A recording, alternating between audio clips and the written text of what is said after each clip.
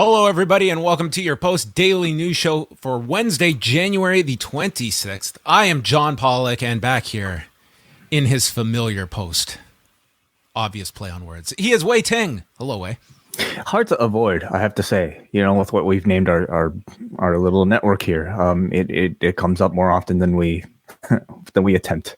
That's what sold me on the name when you came up with it, was all the different ways we can use it. So what you look as maybe a detriment, I look at great value.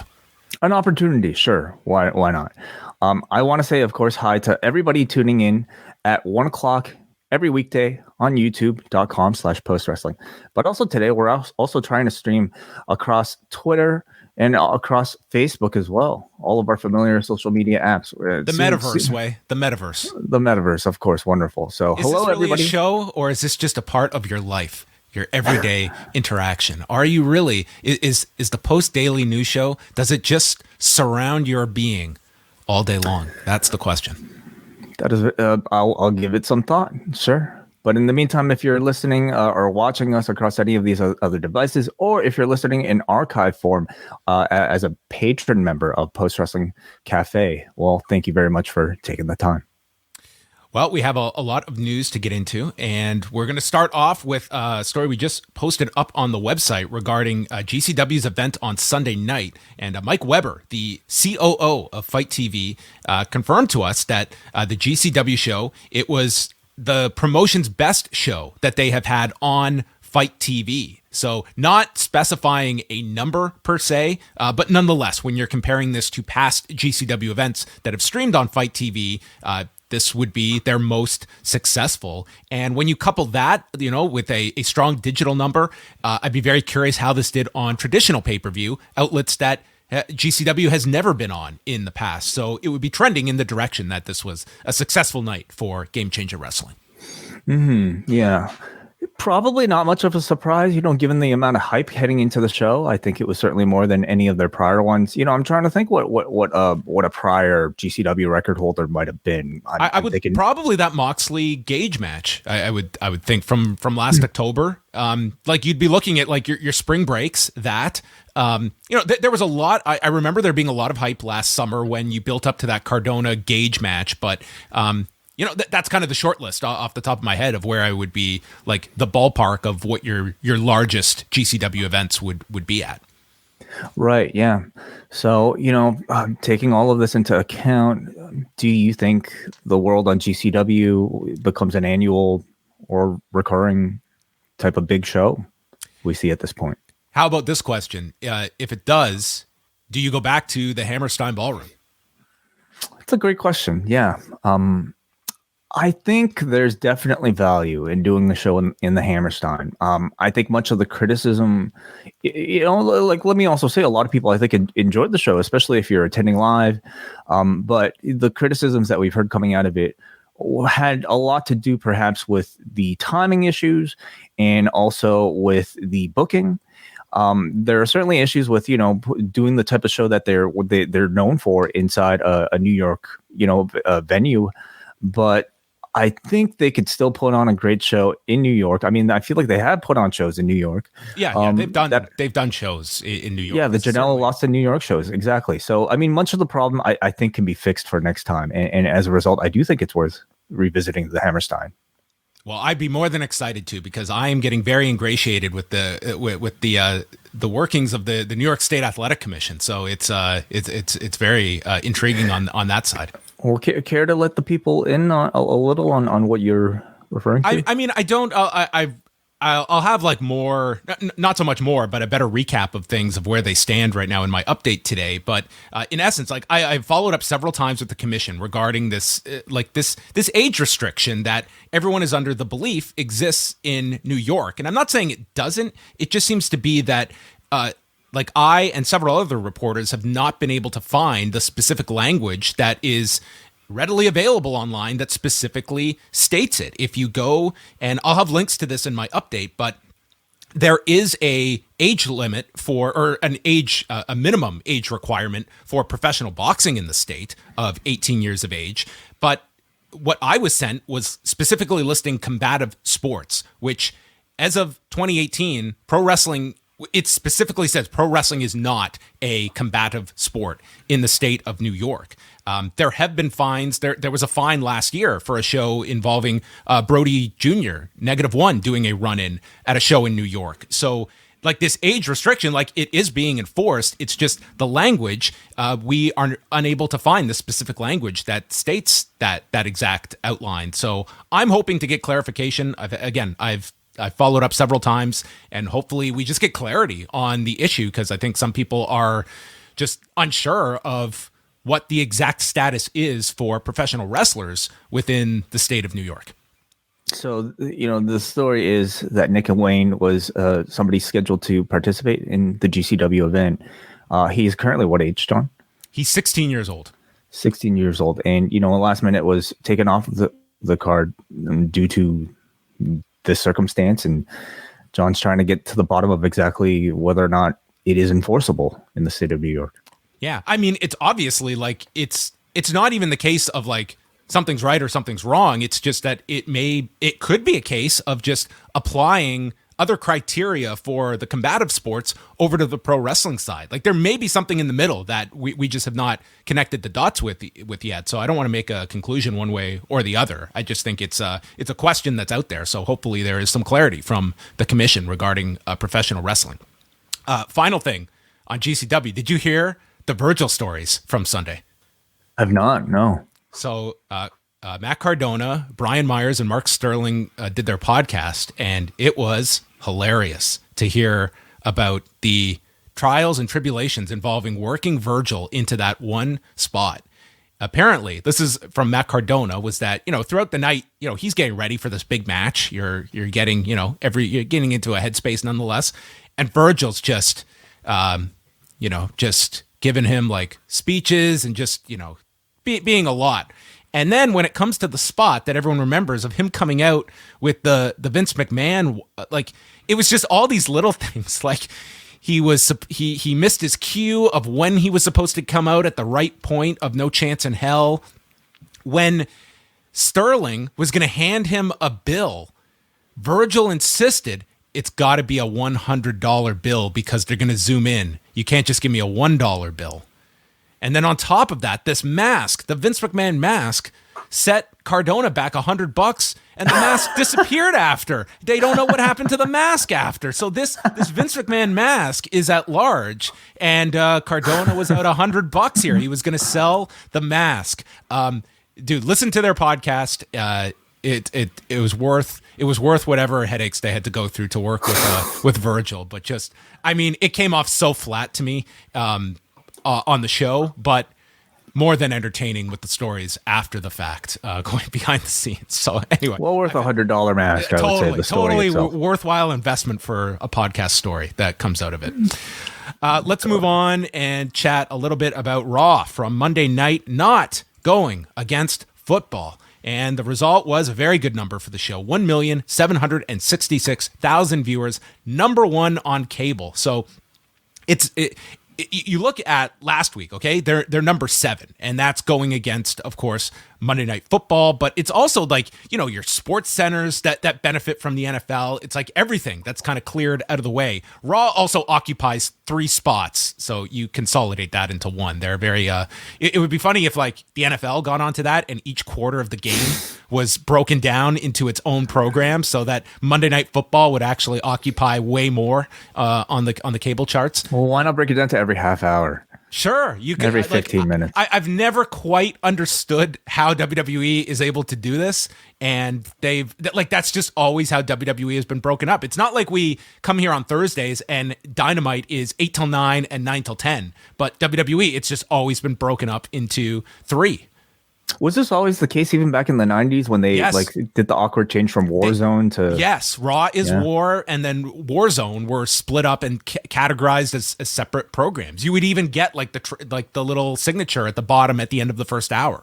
So it's just always been the case for Raw that they can do this. Anyway, so they were up 8% in audience, up 7% in their demo. So it was their most watched Raw since the draft in October, highest demo since the night after the Survivor Series. And more importantly, this show in the demo grew throughout the show. They were 4.5 in the first hour, and then the final 2 hours each doing 0.47s on top of that. Males grew 9% throughout the show. Males 12 to 34 grew 22% throughout the show.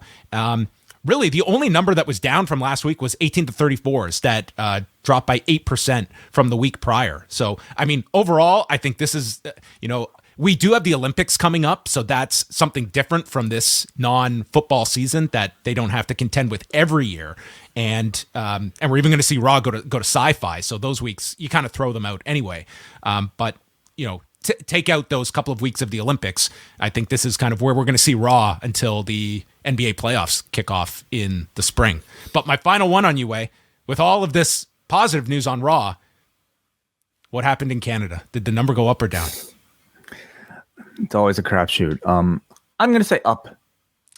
They dropped 6% in viewership, but they rose 3.5% in their demo. They were actually number 2 in the demo. They beat out the tennis that was going on, and I think it was a hockey game as well. They were so second in the demo, 4th most watched sports broadcast in Canada on Monday. So not bad numbers, just funny that from last week to this week. Last week, we had the NFL in Canada as well to watch, but they did drop in viewership this week.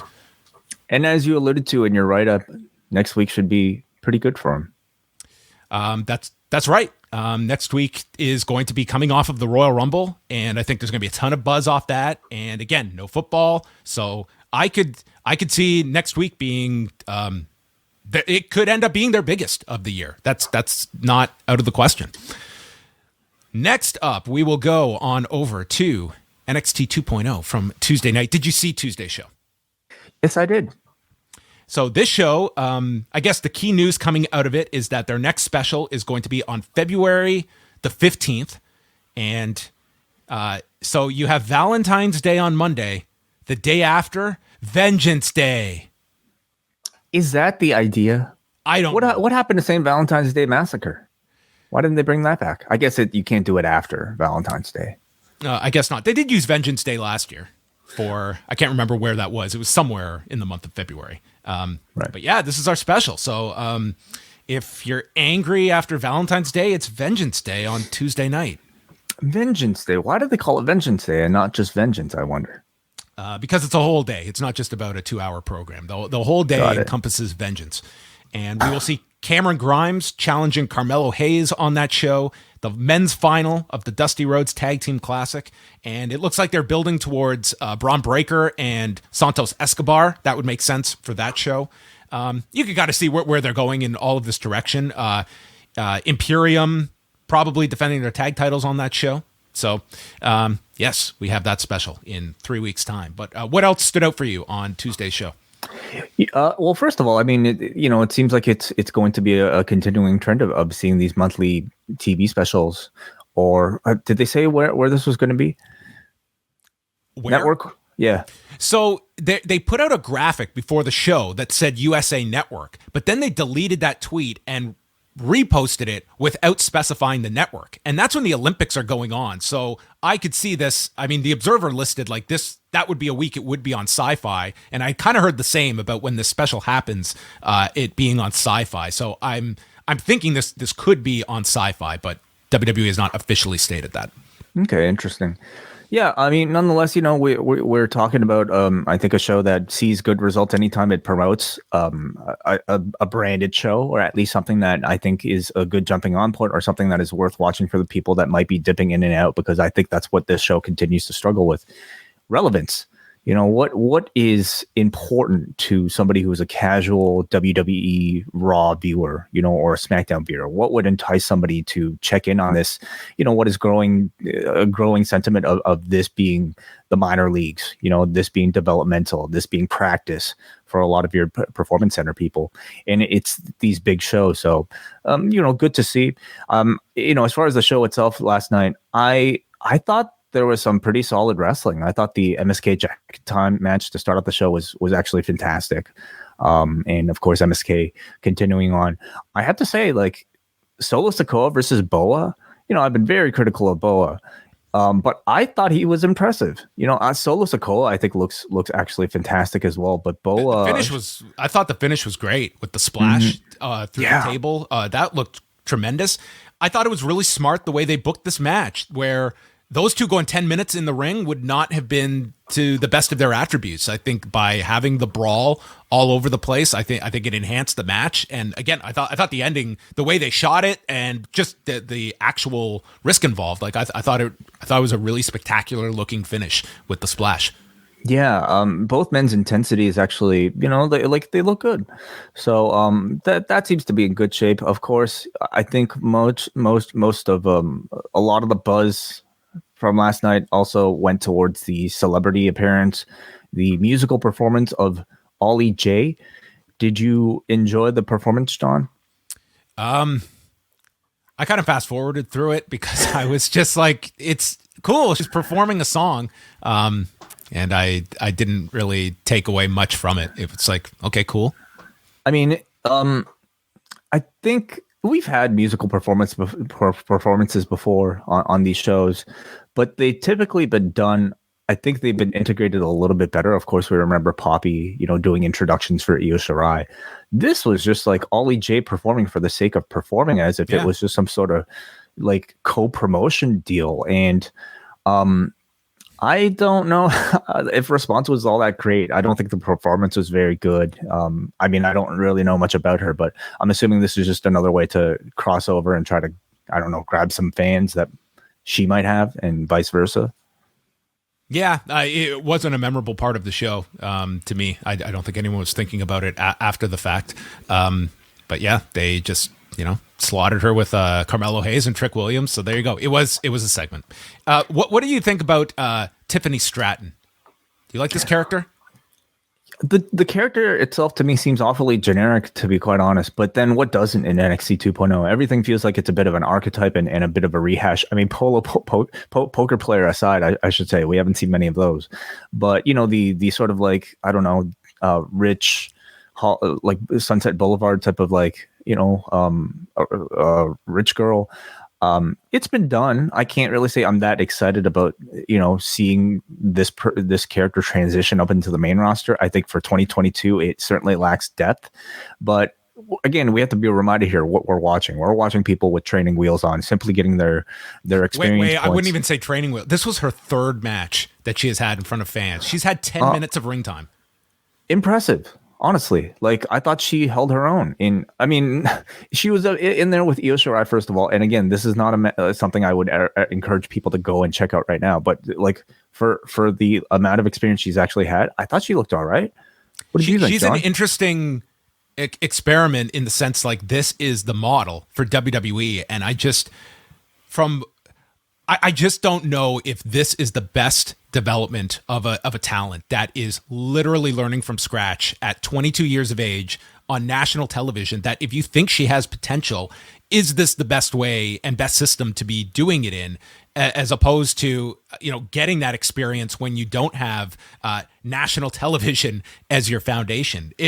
We will see. I think it's impossible not to improve at a certain rate when you are being thrown into this deep end and getting the chance to work with an Io Shirai, even in a shortened television setting. But I think just overall of this as a philosophy, as a concept, I think it's a lot you're putting on performers, but this is going to be sort of the system in place where there's going to be plenty of athletes and prospects that they're bringing in that are not going to have any prior experience, that are learning on the job when we're not doing house shows. And this is it. They're going to get their X amount of matches per year, and hopefully they improve at enough of a rate, and how fast they're going to be just thrown out there. Well, what exactly is the harm, John? I mean, I understand. Yeah, you are performing in front of an audience, and if she failed, you're failing in front of a lot more people than than obviously that would just be watching on a house show circuit or in practice. But I think there is something to be said about, giving people the experience of being on live TV, being able to take it seriously, knowing that they don't have as much of a safety net. And I think, we shall see what the ultimate effect is. But I do think it has some benefits in speeding up the process of developing them, getting them ready for live TV. All I'm saying is that Braun Breaker is like a 1 in 1,000. And how many potential stars are you going to lose because it's going to be a shorter timetable of where someone is going to be given up on because they're not reaching it. And what if a Braun Breaker did not get out to this great start and he stumbled along the way, as many people with this lack of experience are going to do, and you, after 4 months, you realize, we're moving on. We've got our next set of students to put out, and you lose out on the potential upside of a Braun Breaker or someone that could mature into a much more experienced performer that you're just trying to do at a lightning pace that I just don't think is sustainable across the board, where there could be a lot of potential. Well, I don't necessarily, we don't know that failure on NXT necessarily means that they're giving up on talent. Like we've seen, Wendy Chu, Mei Ying was not something that they wanted, and they rebranded her to Sleepy Wendy Chu. I also think that, because there aren't house shows right now, where would you expect them to actually practice and get experience in front of a live audience? I just look at, that's, even when we go back to house shows, it's not like that's going to be changing, that they're going to be recruiting talent that don't have this past experience. And I think you have an audience that does have a higher bar when it comes to skill set. And I just think it's a system issue at its core that you're looking at of, are you going to be in the business of talent development from the ground up when you don't really have a system that is cultivating talent in that same way, where working inside of the PC every day is a far cry from working in front of 50 people and going overseas and having 2 to 3 solid years. Let's just give 2 to 3 years. That might be on the low side, where talent is developing and doesn't have to be on your dime. And then you come into this system that I look at the Performance Center as much more akin to like a finishing school, where you're just putting the final touches and then getting them TV ready, but they are coming at least with the foundation of they have learned the basics, they have experienced different crowds, worked in different scenarios, worked a wide array of opponents, different experience levels, and then you make it to the WWE system where you're kind of learning from their playbook, but you are coming in with your own instincts and experiences and failures that have not been seen by a national TV audience. Yeah. Obviously that wasn't working out for them. For whatever reason, they didn't get the results that they wanted, and they prefer, playing by the methods that they use to develop perhaps a talent like a Bianca Belair or maybe a Charlotte Flair, somebody from the ground up. And they've seen decent success with, but yeah, like those aren't always going to be the case. I think they are trying something different because what they were attempting before was not working. And I think we can all agree on that. Yeah, and the jury's out. Like we're going to see. There's going to be some hits and misses for this, but if a year from now they have developed 2 to 3 stars that are ready for the main roster, if you have several more Braun Breakers, you're going to look at this system with a more measured view for sure. This transitions nicely into this Sports Business Journal feature that John Oren put out on Tuesday, and speaking to Nick Khan, the WWE president, on sort of the state of things and kind of the changing face of the company with a lot of hires that Nick Khan has initiated, and explaining kind of how WWE has changed over the last several years since their rights deal back in 2018 was announced and then going into effect the following year. And Nick Khan was part of those negotiations, but this was when he was still an outside agent. He was not with WWE during those negotiations. But the article states that Khan was struck by the attitude of some WWE staffers, most of whom were not steeped in the intricacies of media. Some of them, he said, acted as though they were fortunate just to have a seat at the table. They were content to negotiate with executives far down the chain of command. Khan believed that business attitude, not to mention an overall knowledge of the media marketplace, needed to change at WWE. Khan said that Vince believed that WWE was at a place where it had earned a seat at the adult table, but others in the company didn't see it that way. So that was an interesting kind of just overall philosophy. He's not naming names here, but certainly we saw a major change in power with the outgoing company presidents at the beginning of 2020, and now Nick Khan assuming that role. And like I will say, when it comes to overall knowledge of the media marketplace, you're not getting much better than Nick Khan. And I think this idea of WWE is not viewing itself as kind of the bottom of the totem pole. Are we the NFL? No, but this is a very, very valuable brand to television companies, media companies, and that is what they are going in, obviously, with that attitude, which tells me they have a very aggressive plan for their rights renewals and what they can expect when these deals come up in 2024. Yeah, on shows like within the general internet wrestling community space, I don't know if there's really enough being said about just how much that is changing to this company because of Nick Khan and how big of a role he's playing in the industry at large, because he is so responsible for so much at the WWE now. But this article, I think, does a good job of maybe shedding a bit of light into the type of thinking that we might not be privy to internally in the company about how Khan is a guy who's coming in and helping seemingly shift the mindset of the people that are there. Like, see this article, I mean, kind of bring to light how maybe prior management seems somewhat unequipped to handle conversations at such a higher scale and higher level negotiations, directly at the top that Nick Khan, with his track record, might be a bit more used to. So, we like to think of the WWE, perhaps because we don't know exactly what's going on up top, but we'd like to think of them as like the very top of the industry, and them being very seasoned when it comes to these negotiations. But clearly, there was a lot that needed changing, and Nick Khan brought about a lot of that change. Yeah, I mean, it goes on to list a lot of the key names that they have signed under Khan's watch, bringing over people from DAZN, ESPN, HBO, Showtime. So, I mean, these are names that are not going to be as familiar as Nick Khan is, but Jamie Horowitz, I think people very much are aware of. But other ones, like this is kind of the whole, like, this is Nick Khan's team that he has assembled over his watch at this point. And I guess the other most interesting note to all of this was the talk about, the idea of all of these cuts and whether it is all being prepped for a sale, which has certainly been, speculation that has been thrown out there. And, Nick Khan stated that, they have taken incoming calls regarding a sale, but they are not actively looking to sell. They are not out there in the market with any intention to sell. But I mean, it is consistent with what Khan has said in the past. They have never said we are not for sale, but it's just that we are not looking for a sale, but we will take the call. And it sounds here, if like this, notable that they have taken some inbound calls, but WWE is not in active conversations trying to sell the company and is not actively looking to sell. So you can read into that whatever you want, but it at least tells you like there has been interest.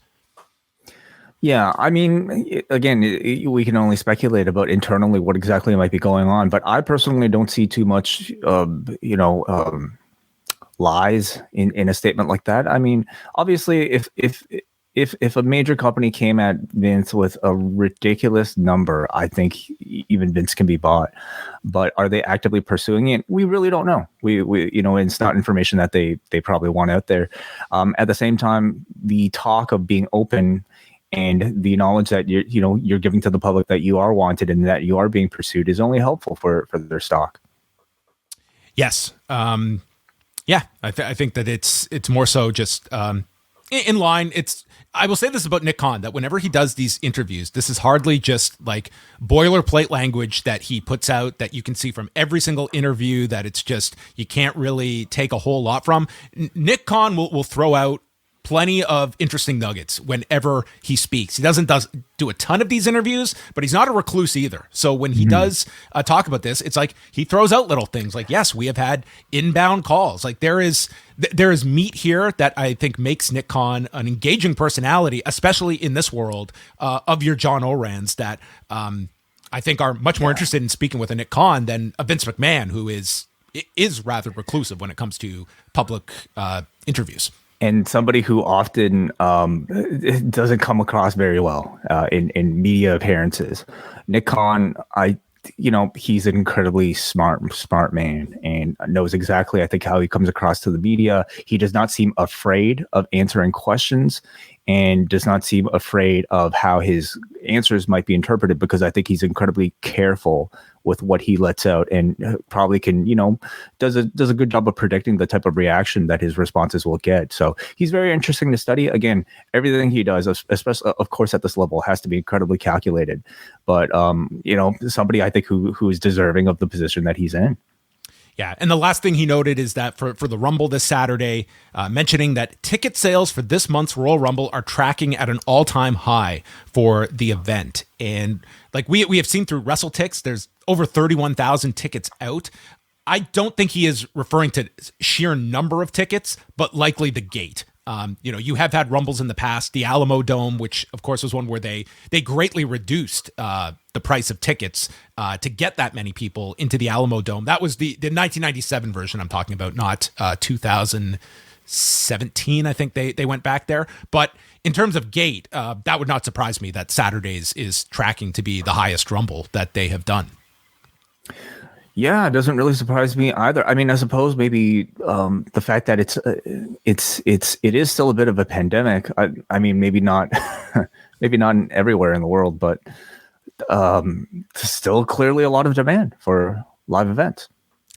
All right, and final thing, let's just quickly go over the lineup for Beach Break tonight. Dynamite is in Cleveland, Ohio. I woke up this morning, looking at the temperature in Cleveland, and total beach day in Cleveland, where it's like 16 Fahrenheit, -9 Celsius.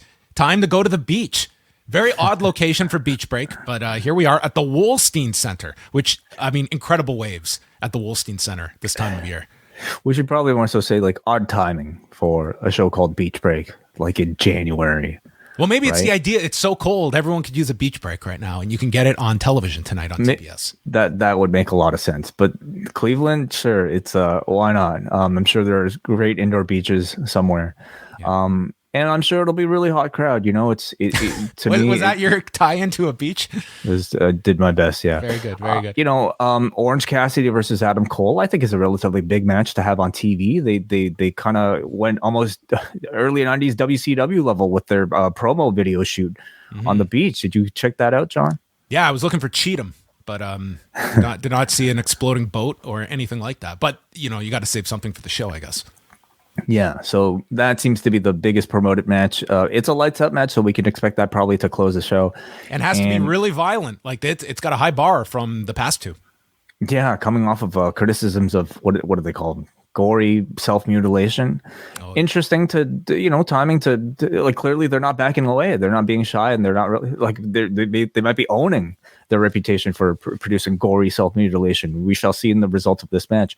And then, of course, perhaps still the most talked about man in the company, Cody Rhodes and Sammy Guevara, unification match for the TNT Championship in the ladder match.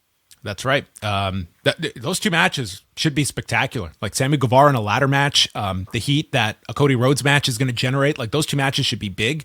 The Inner Circle against Daniel Garcia and 2.0, Red Velvet versus Layla Hirsch, and then we will hear from CM Punk and Dr. Britt Baker on the show as well. And no reactions though. Well, you don't. They don't always promote "will react." Maybe next week, someone so and so will react. There's a difference between speaking and reacting. Yeah, well, it's like a tennis match. You got to have one to play off of the other, of course. I haven't seen what kind of the buzz is online, but do you sense like speculation? Like if a Johnny Gargano is coming in, Cleveland would be the place to do it, would he not? Oh God, I didn't even consider that. Yeah, I absolutely did not. I mean, yes, it would be. Does the timing make sense? Sure, why not, eh? Like, I mean, he's contractually free to do so. But he's also got a kid on the way. Would he be taking that time off? Only to come back and probably have to hit the ground running. Like if he's debuting in a new thing, maybe not, right? Yeah, it's not like AEW is teasing that either. As they sometimes do when there is a surprise coming in. But I could certainly see online people speculating about that, but I have no knowledge. So we will see. Tonight, Beach Break. Yeah, and we'll be back, of course, for tonight's Rewind to Dynamite live for all, for Double Plus patrons at postwrestlingcafe.com, but of course, available afterwards for everybody for free listening to it. Got a few super chats to get to. And again, if you're watching us either on Twitter or Facebook right now, we do this live every weekday, 1 p.m. Eastern, and the YouTube chat really is where it's at, where you get the premium experience tuning in at 1 o'clock, and you can leave a super chat of any denomination, and we will answer your question at the end of the show. So, John, we start off here with Jake from the Windy City, who has a question. $5 super chat. Thank you very much, Jake. He says, not a wrestling question, but what are your thoughts on a company like Bell over pushing their mental health campaign like crazy today? Insincere PR to me. Of course, Jake is referring to the Bell Let's Talk Twitter hashtag that they've been running. It's a campaign they've been running for a long time now. There's definitely been a whole lot of criticism, put on Bell, especially like at releasing its employees en masse, periodically, and at the same time trying to promote mental health. And the gimmick is that if you tweet their hashtag, they will donate a certain amount per retweet and tweet. And I don't know if you have much opinion on it, John, but for me, I understand the criticism. I understand why it might be insincere, but to me, they're at least a company that is actively doing something. And that's more than I can say for many companies that aren't doing anything at all. And if they can get people to, at least even think about mental health a little bit more throughout the day in exchange for, sure, promotion. It's not the best, but it's better than nothing. Yeah, I think I'm along the same lines. I think you're obviously going to have your issues of, a major media company spearheading this and pushing that. If the alternative, though, is that you have nothing, I look at it is there any positive that comes out of this? There's no denying there's positive that comes out of that. And that's where you have to weigh the two. I think it comes with its criticisms. People are very, very right to call Bell on that. I think like there was significant mass cuts right after they had Let's Talk Day last year, if I'm not mistaken. So, I mean, it comes with that on top of it. I don't know if a major media company necessarily should be the ones initiating something like this, but what is there somebody to replace that space if not for a company with the resources of a Bell? So I think that there is still a lot of good that comes with it. Thank you very much, Jake. We go up next to Josh, who says, $5 super chat from Josh. Thank you very much. Josh says, any chance both world titles get defended on night 1 of WrestleMania and the winners go to a unification match on night 2? So very much sort of like the Wrestle Kingdom, at least, the first time they attempted to do one of these unification bouts. Do you think we get a mini tournament for this year's WrestleMania? I wouldn't throw that option out. I don't like the idea as much about having to promote your big match and you go into the weekend not knowing what it is. Granted, you have, your 2 title matches in theory that you would have on night 1. I'm not a big fan of the title versus title idea itself because I don't think there's any desire to unify those titles given the way that they want Raw and SmackDown to be separate. So I think that that's sort of a limitation where for one weekend we will build towards this, and then it's like a Keith Lee situation where as soon as they win it, we split them up again. And what did you invest all your time and interest towards that? I'm not as crazy about the idea, but you can't discount it as an option. Yeah, I personally don't see it myself. I mean, obviously they could promote any damn match that they want to for any reason and then revert it the next day if they really wanted to. But because, I mean, New Japan was a different story because there really only is one champion and you have a bunch of disputed belts. I mean, in the case of the Universal and World Championships, those are belts that are going to exist and they're both in their eyes legitimate. They both shows need belts. So I see less of a need and less likelihood, to be honest with you. So, and they also have 4 titles, remember, like with the women's as well. And I'm assuming they'll have enough even between 2 defenses on each one to fill out a card. Thank you very much for that, Josh. We go up next to Brandon from New Jersey, who simply wants to know, $5 super chat from Brandon, and he wants to know, who is Tiffany Stratton's daddy and what does she do? I don't know, but Brandon's giving me a Tuma. Do you think they'll ever make that reveal, John? Of who her daddy is? Yeah. Can't say I have been given that an ounce of thought. Yeah, sure. You could do it at some point. It's got to be some legend, right? Well, you just had Ted there, so I don't think I don't think Ted has a random daughter that we're not aware of. Oh, that would be interesting. Her and Cameron Grimes being step siblings or somehow. That would be fascinating. Yeah. I don't know. I mean, it's a character they could play with and introduce in the future. How many rich people? I mean, there are plenty of rich people. Yeah, they could get creative with it. I don't know if that'll be revealed anytime soon, though. Okay, thank you very much for that, Brandon. As always, we go to Charles, who just simply sends a $1 super chat just to support. Thank you very much, Charles, for that. And then finally, from Chris from LA, the professor himself, sending a $15 super chat with the comment, "Just a heartbeat away." Of course, Chris from LA made his official return to the airwaves yesterday on Rewind Away number 102, where I and Nate Milton joined him to discuss a legendary CD. John, have you listened to WCW Christmas Brawl 1996? I have not listened to the CD itself. I am familiar with most of the themes. If not the CD, have you listened to Heartbeat Away by Alex Wright? No, I have not. This song will be right up your alley. Like, I think it legitimately like close to what you might like. Why is Hart spelt that way for Alex Wright? That is a great question. Hart. I don't know. Brett wasn't even near the company at this time. I don't know. This came out in 96. Maybe they thought Brett was a heartbeat away from signing before he stayed with WWF and signed that contract. Long-term building for an Alex Wright Bret Hart program, clearly.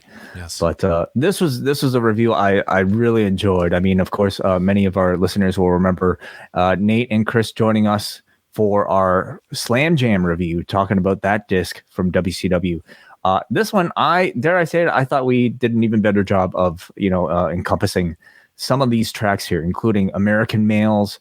Do you remember? Tell me which ones stand out to you of this CD? Okay, which one, if any? American Males, everyone knows that one. Disco Inferno, that was a very popular song. Public Enemy, We're Still Rocking by Jimmy Hart. That one is that one might be just for this. That's what I assume. Yeah, that one's strictly. That one's strictly Jimmy, like singing about like the Gentrys and like his days as a rock and roller. So Alex Wright, it's not his theme. This is another like original for this release. Correct. That is correct. Nasty. He raps. He raps on it, by the way. So what's California Sun? That's not Jericho's theme. That's a different one too.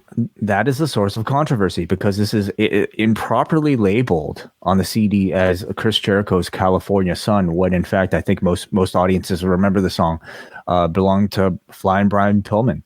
But you have to remember, this was 1996 when it was released, and he was already gone from the company. So they decided to find a different blonde to just attribute this song to, and that was Chris Jericho. I'm hearing Chris Zellner citing WCW's logic on that one. Yeah. And then, of course, here, maybe the most well-known song, not just to you or I, but to all fans of grunge rock, Diamond Dallas Page's Self High Five. I love the titling of like all these have like their specific names, and then we get to Conan's theme. Yeah, not so creative with that one, but that is available right now in the Post Wrestling Cafe. We not just listen to the songs, but give our takes and ratings for every single one of them. And in fact, if you're a patron right now, you can watch it on video. So we've even recorded video for this one, just so you can see our reactions. And postwrestlingcafe.com, just $6 a month gets you through the door to all of our bonus shows. Yes, and if you are a Double Ice Cap or Espresso member, you will get live access to our Royal Rumble post show happening on Saturday night. We'll be on the air immediately after the Royal Rumble to go through the card and take your phone calls.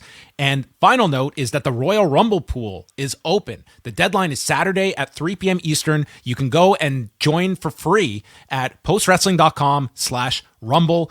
You can make your picks in all of the different categories, and then we will announce the winners next Monday on Rewind to Raw. So again, the deadline, 3 Eastern this Saturday. I have been asked, Way, if one of the questions is to guess a surprise entrant, and does Ronda Rousey constitute a surprise at this juncture, where I believe she is now the betting favorite to win? I'm going to say yes. Okay. John, because with the logic that I think in the past we said if they're not listed on the active Raw roster or like the WWE.com active roster, then they will be considered a surprise. Okay. Right? Well, there you go. That sounds good to me. Okay. All right. So there you go, everyone. Thank you for tuning in live across all post-wrestling media channels. Sometimes people thought that we just wanted, we weren't even worthy of a place at the table. But Wai Ting has come in and said, we get to sit at the adult table. The Nick Khan of post-wrestling, Wai Ting. That is it for us. Thank you for watching.